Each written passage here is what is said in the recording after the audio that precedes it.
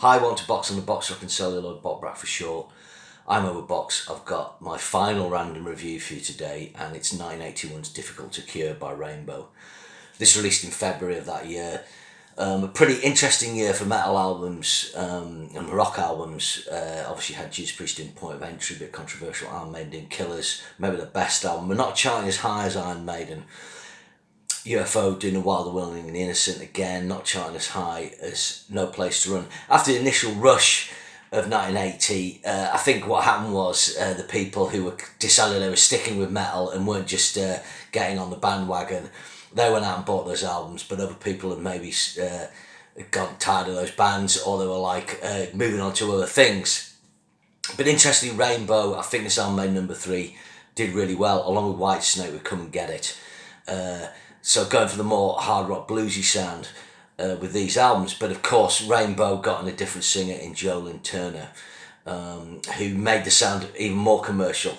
This is interesting. This comes, I think it's October or September 79 for Down to Earth. So 18 months is quite a long gap back then. And Rainbow probably benefited from that, in all truth. Releasing an album every year, sometimes people are like, oh, I'm still in the album before kind of thing. So let's dive into it. Pardon me.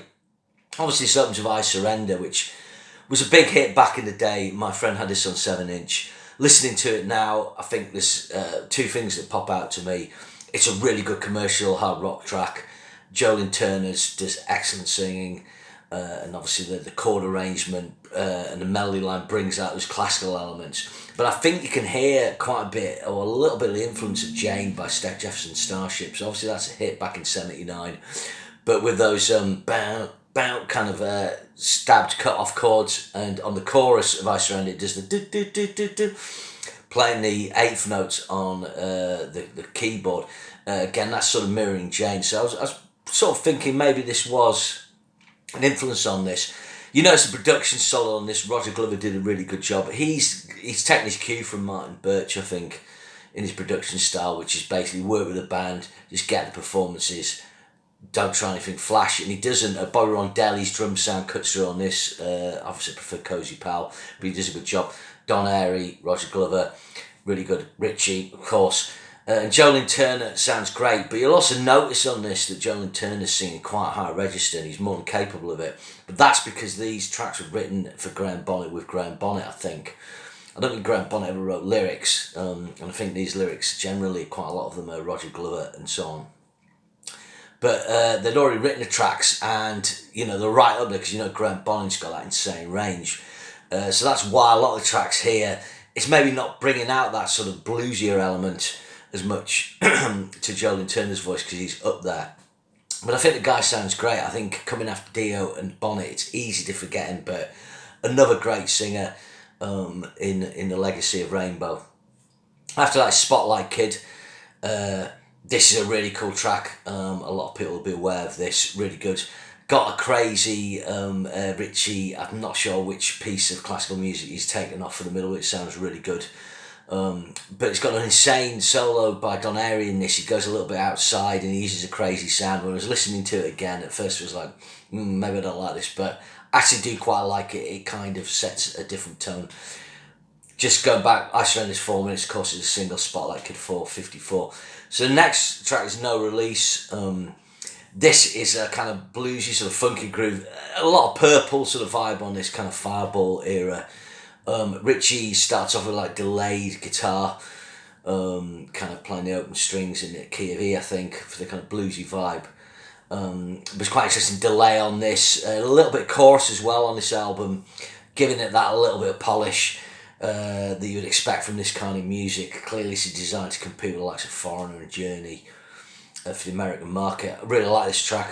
3 strong tracks, although I don't like the bit where it breaks down at the clapping. I was talking to a pupil of mine about that, and him and his mates were like, let's lose the clapping bit and then after the solo, and I think I'd agree with that. Then you got Magic, very commercial track. This I think is pretty good. It's not great. It kind of jars a little bit. The other 3 tracks feel like there's an organic flow to them, and then it finishes with an instrumental, Valect das Nachtmahl maybe next time. Now, apparently the German, I probably pronounced it wrong, apparently the German, where it's written in German is wrong originally on one of the pressings. This is a lovely instrumental, Richie Blackmore ballad. Brilliant use, lovely slide guitar as well, I think, on this track, 3:17. Really good. So a solid side one.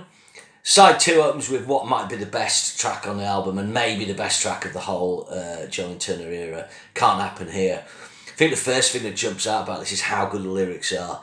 If you're looking for a sort of lyrical comparison, I would say if you looked at We Didn't Start the Fire by Billy Joel, coming a few years later, it's just really good. It's just using kind of bits of history and like what's going on in the world and about how like the world's kind of using up its resources. Even back then when people were doing it, it's 4 minutes 57. Again, it's got great solos. Joe rattles off the lyrics really good. Excellent vocal. Yeah, great. Then you got Freedom Fighter. I think this is probably the weakest track on the album along with Magic.